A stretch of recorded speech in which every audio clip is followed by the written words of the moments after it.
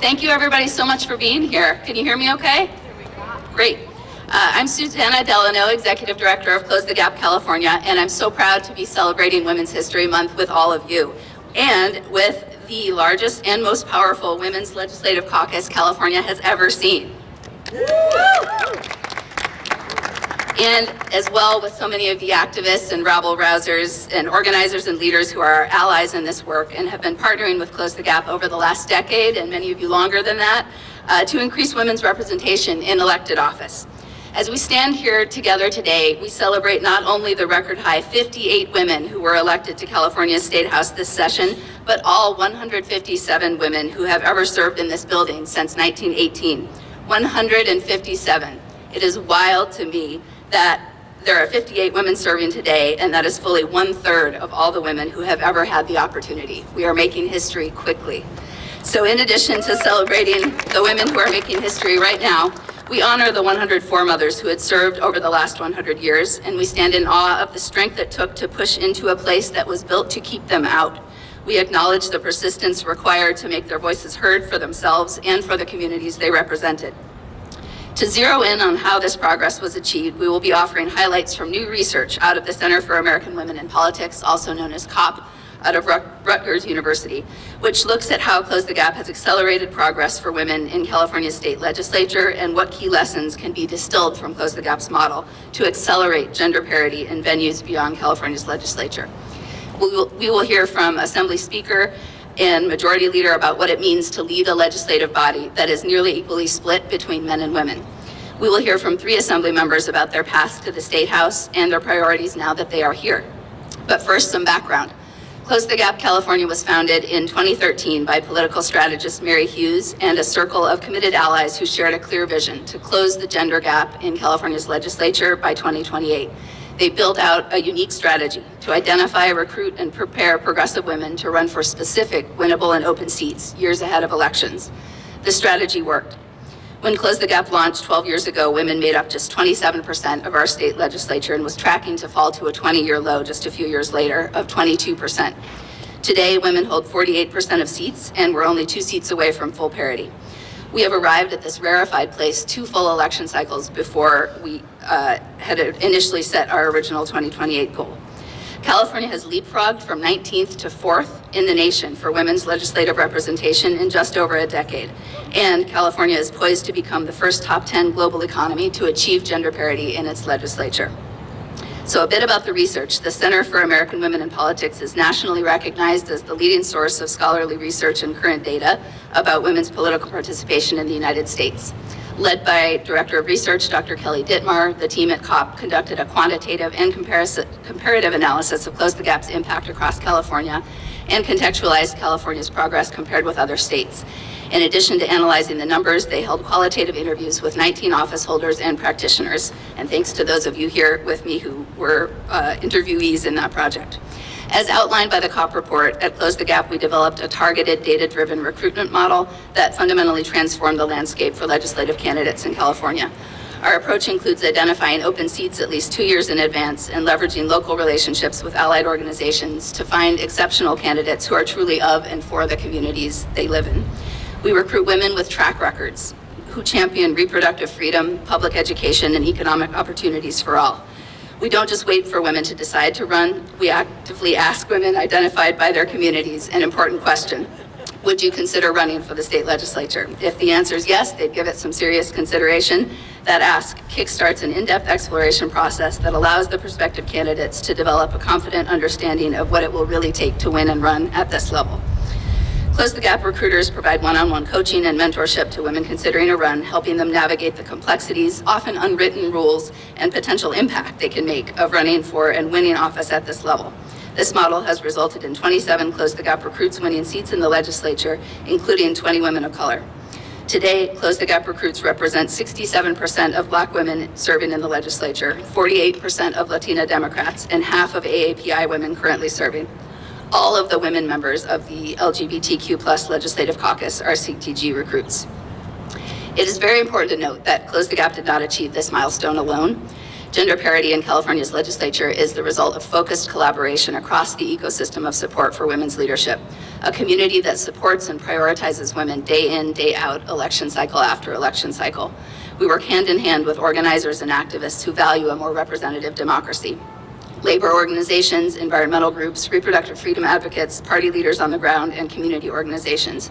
These partnerships for us have been essential in identifying candidates, providing guidance, and creating a supportive infrastructure that prepares women to succeed. For example, there are important organizations like Emerge California, Hispanas Organized for Political Equity, Los Angeles African American Women's Public Policy Institute, and so many more that year in and year out are training women for public service. Their alumni networks are often the first places we look when we're looking for women in specific districts, and their value is immeasurable. There are PACs like Fund Her, California Women's List, the Democratic Legislative Women's Caucus, Latinas Lead, NWPC chapters, Planned Parenthood Action Funds, and so many others who provide essential funding and endorsements for women who run. Our campaign is not just about numbers, it's about making the numbers count. State and local offices are our best and last chance to hold the line on our most closely held freedoms. In order to protect vital communities, we need local and state elected leaders who will act as bulwarks against a federal agenda that seeks to strip away reproductive rights, dismantle public education, and exploit working people for the benefit of those who would prefer to simply continue enjoying their generational wealth. While we celebrate our collective achievements today, we know progress is not guaranteed. We've seen women's representation stagnate and backslide before. Who remembers the Year of the Woman in 1992? Over 30 years ago, and here we stand. Even here in California's Senate, where we made history last year with the first female majority, we've already lost one woman of color who has gone on to another elected office and who has been succeeded by a white man. We have to keep working year-round for generations to come to protect the ground we've gained. We've come too far to go back now when our fundamental freedoms are at stake. That's why Close the Gap is 100% committed to make sure there is no unfinished business as we enter the second half of this consequential decade. We've already recruited 9 women who have launched campaigns for 2026 seats, and we're analyzing target districts for 2028 so that we can begin recruiting for those seats later this year. While we remain committed to achieving and protecting gender parity in California's legislature, we're also in focused conversation with allies to explore how to deploy our model down ballot and in other states. The COP report releasing today confirms that our targeted recruitment strategy is primed for replication. The pride we can feel in this progress we're celebrating today belongs to every woman who stepped up to run, every organization that supported them, every individual who went the extra mile, and every voter who had the opportunity to vote for an accomplished woman who shares her values. Now, I'm delighted to welcome to the podium someone who proves that being an ally to women in politics isn't just talk, it's about action. As Speaker Rivas presides over the most gender-balanced assembly to date, he has also appointed the most women to leadership positions and committee chairships. Together, right on. Together, the Speaker and his leadership team are bringing their formidable expertise to prioritizing California's crisis of affordability this session, and not a moment too soon. We're grateful for his partnership and presence in charting California's path forward. Please join me in welcoming the Speaker of the California State Assembly, the Honorable Robert Rivas. And Susanna, thank you for those comments and the introduction. It's wonderful to be here. Appreciate all the work from Close the Gap. It's wonderful to be here this morning with so many of my colleagues. I mentioned my colleagues, so many trailblazing legislators and leaders here at our state capitol. And I'm proud, so very proud to be a part of this powerful movement for progress here at our state capitol. My journey into public service and political activism, it began with the inspiration of 2 extraordinary women, aside from my mother and her 3 sisters, but it's that of Ana Caballero and Dolores Huerta. From them and from so many of my colleagues here with me this morning, I've witnessed firsthand what we all know to be true, that when women lead, they get things done.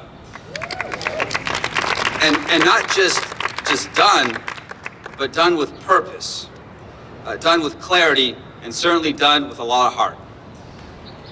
A few months ago, Closed the Gap, and so many of my colleagues made history. Here in California, we welcomed the largest class of women lawmakers in our state's history. Now let that sink in. In 2018, when I was elected and I arrived here at our state capitol, the number of women legislators was less than half of what it is today. Less than half. And that isn't just progress, but that's a revolution. There's something happening here in California. And from 2018 to 2025, we stand on the edge of something extraordinary. As was mentioned, we're 2 seats away from true gender parity in the entire California legislature. You know, Speaker, I made this promise when I became Speaker, and I'll make it again this morning, that I will always use every tool, use every platform and every ounce of my influence to lift up women leaders and to open the doors even wider than we already have. You know, you are not just lawmakers, but you are a force of nature. You are transforming California, and California is stronger, we are fairer, and we are more hopeful because of the women standing behind me. I am proud to serve with them, proud to be a colleague and an ally now and always. Thank you so much. And with that, I want to introduce the Assembly's Majority Leader, a dear friend, Assembly Member Cecilia Aguiar-Curry, who is also the chair of the Women's Legislative Caucus.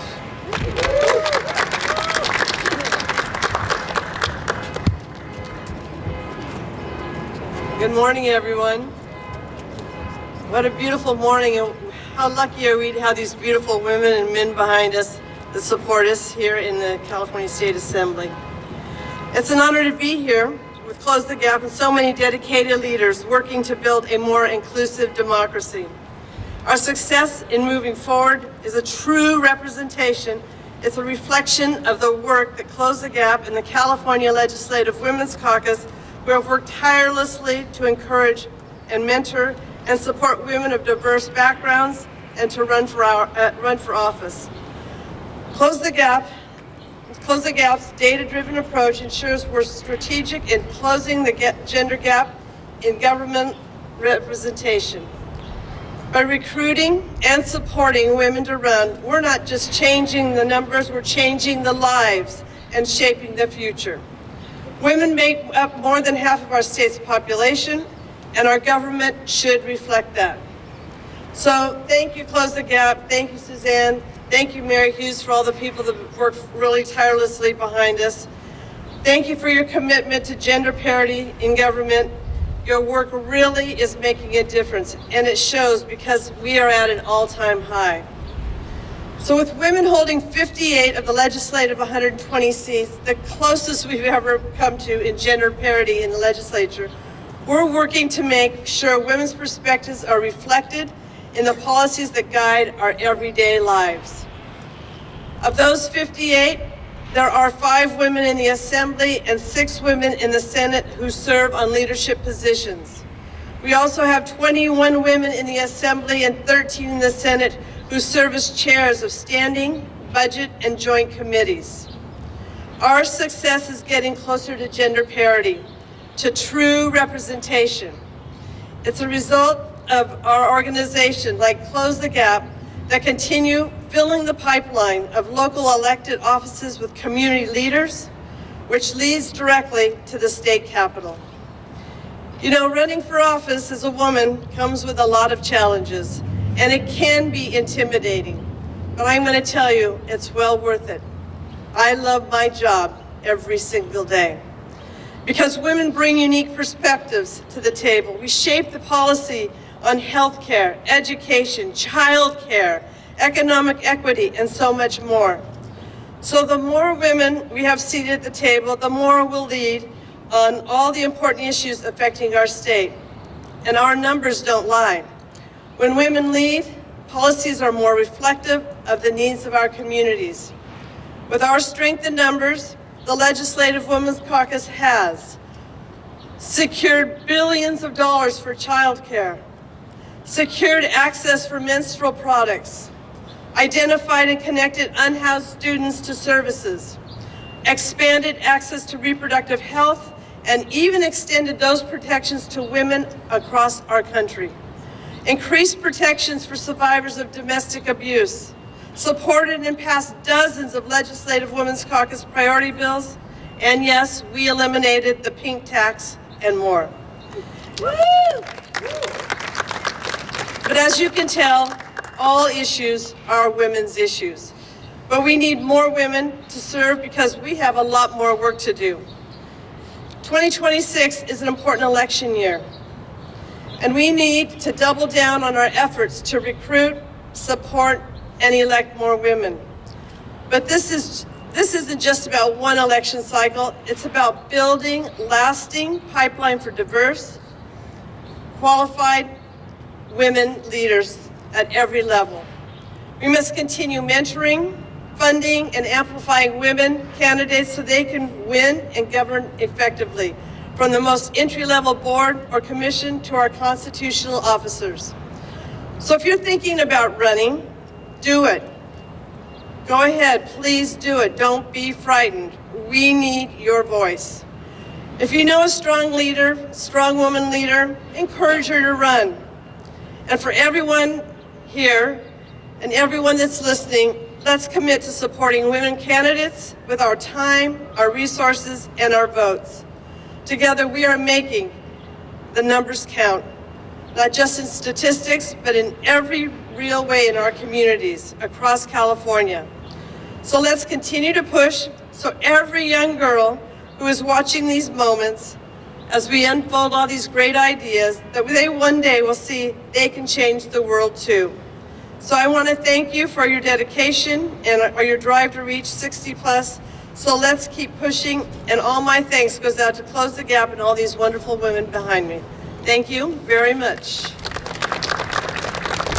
So without further ado, I'd like to introduce my friend, Assemblymember Mia Bonta, Chairman of the with the Health Committee, and it's an honor to have her here today.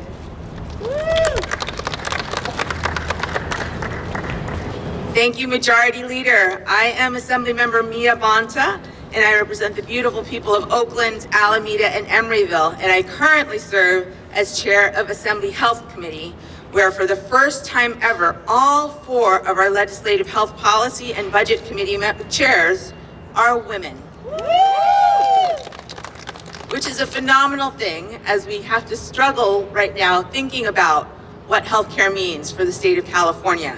The fact that we have women leaders influencing and shaping both the policy and the budget around what will happen as we address Medicaid, healthcare for all, ensuring we have a strong healthcare workforce, and that we have quality, accessible healthcare for everyone, is going to make the biggest difference in the world this year. It's an honor to be here alongside my fellow Legislative Women's Caucus members, our Assembly leadership, and our allies at Close the Gap. And I certainly have to be able to just take a moment to thank our Assembly Speaker, Robert Rivas, for having this foresight to be able to build a strong, powerful leadership in the California Legislature and in the Assembly as well. Do you all know one of the major reasons that women are hesitant to run for political office right now? It's the threats of getting stalked, of getting harassed, and our concerns for safety. I'll never forget the time I was standing in front of my house when I looked down at my buzzing phone and I got a text that said, "You look really, really great on the lawn." It's experiences like this, getting doxxed, getting picked at on social media, that keep women legislators from feeling like they should run, that deter us from stepping up and from continuing to govern. And it's organizations like Close the Gap that fill the space of negativity with absolute positivity and musts. Close the Gap called me, I think about 32 times before I decided to run for office. And on the 32nd time, I said, okay, I guess you're seeing something that I'm not seeing in myself. And it's because of organizations that strengthen our women leadership that we are able to consider running, governing, and leading. Because intimidation should not be something that keeps strong women from powering up in this moment in time. As candidates and elected officials, there's a lot we sacrifice for the calling to serve.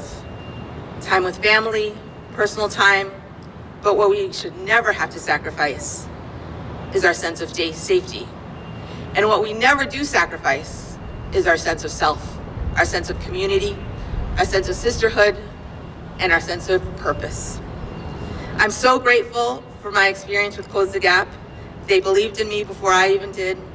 and their support has been once again something that I will have in my first election, flowers to my office in memory of my lost ones, and in celebration of my first week in the legislature. While we are teetering on the verge of parity in the legislature, we know that as California goes, so goes the nation. And the work we do here will have ripple effects across the nation. I hope and know that California will continue to build a strong bench of female leaders. Neither of our US senators are women right now, and our state has never had a female governor, and it's only had one superintendent of public instruction that's been a woman. There's still work to do. Thank you, Close the Gap, my colleagues in the Women's Caucus, and all of you for joining us this morning. Women are power, women are strength, women are beautiful, women are legislators. And I have the pleasure to introduce one of our newest, most powerful legislators from San Diego area, Assembly Member Darshana Patel. Good morning, everyone. I am honored to be here today alongside my fellow legislators and leaders, community leaders, and candidate supporters. The truth is that I, alongside my colleagues, would not be here without the inspiration and groundwork laid by Close the Gap and under the leadership of Susanna Delano. They open the doors and create pathways for women like me to step forward into public service. Historically, people in public office have not looked like me. They haven't always looked like us. For too long, women of all backgrounds have lacked representation they deserve in the state legislature. Representation isn't simply about visibility. It's about having leaders who personally understand our lived experiences, our hopes, our struggles, and the communities that we serve. When women's voices are absent, all Californians, regardless of gender, lose out on the opportunity for governance that effectively addresses their daily realities. The absence has prevented us from tackling urgent problems and fully enacting positive change. To put this into perspective, since California's founding in 1849, only 205 women have been elected to serve in our state legislature. While I'm honored to be California's number 200, this milestone underscores how far we still have to go. Today's report, as described by Susanna, demonstrates real progress and real promise. We're now just 2 seats away from achieving gender parity. We're 2 seats away from shattering what many see as a glass ceiling, but I, like many of you listening here today, believe that parity isn't the ceiling, it's the floor. From this foundation, we can prioritize issues like reproductive freedom, bodily autonomy, and affordable childcare. We can address the blind spots and avoid the unintended consequences of homogeneous representation, which has failed to account for all of the challenges we're facing. The truth is that good policy requires diverse representation. It demands leaders who can approach complex, multifaceted problems from every single angle. Gender parity gives us the essential foundation for transforming representation into responsiveness. It's how we ensure California's legislature truly embodies the voices, the values, and strengths of every community within our great state of California. Thank you for your time, Close the Gap, and all the people who are here supporting us, my colleagues, my legislative colleagues, and the state leaders. Without you, we couldn't do all of this crucial work. Without you, I couldn't be standing here before you today. And last but not least, in our program, let's now hear from Assembly Member Sade El-Hawari, my colleague from Los Angeles. Thank you.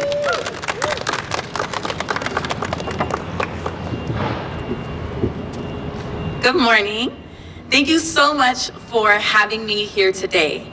I am incredibly proud to be standing here as a member of Close the Gap's class of 2024. Woo-woo!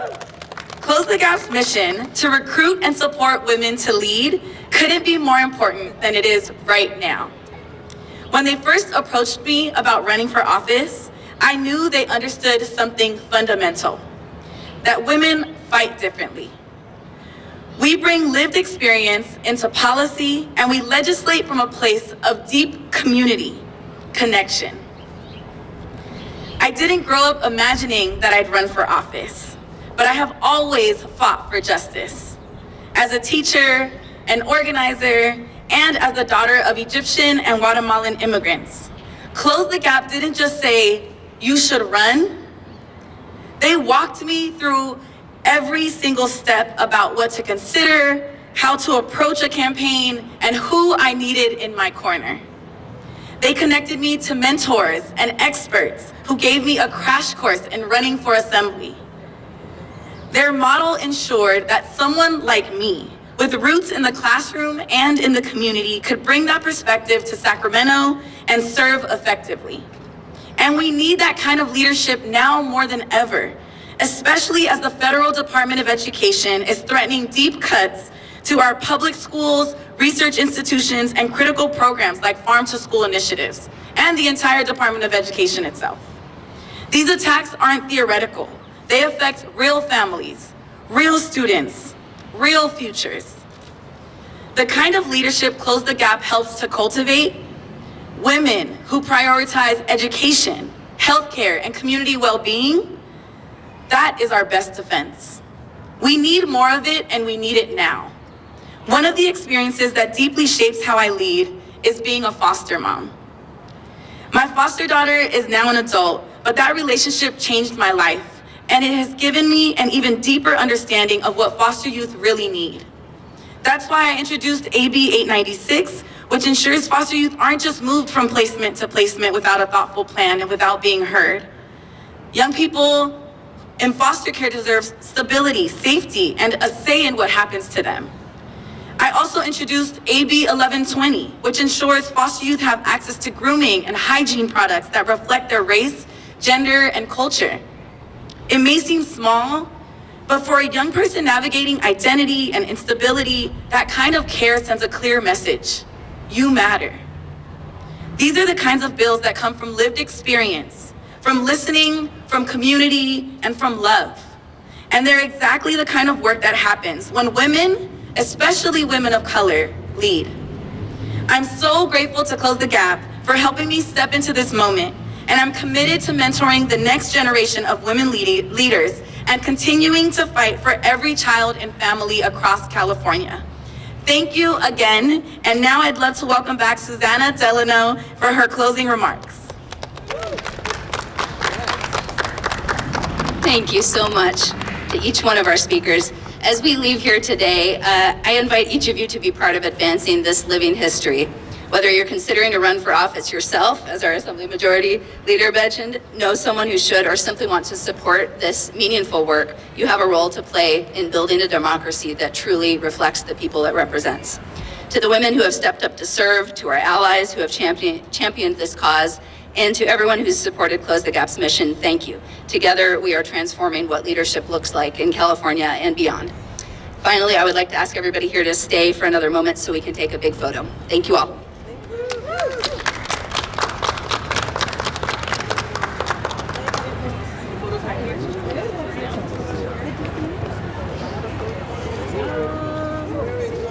That has to sign on.